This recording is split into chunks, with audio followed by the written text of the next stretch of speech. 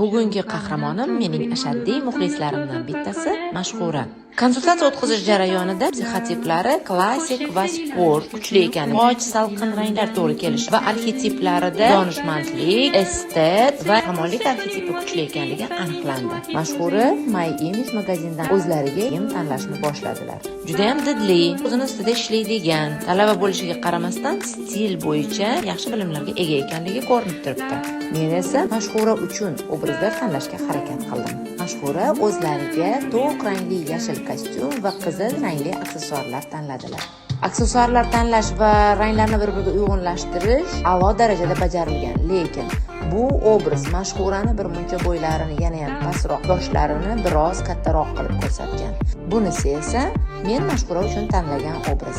Mashhura yosh bo'lganliklari uchun, arxetiplarida geroy borligi uchun, ya'ni qahramonlik borligi uchun sport uslubidagi obraz tanladim. Ushbu obrazlar haqida fikrlaringizni kommentariyada yozib qoldiring.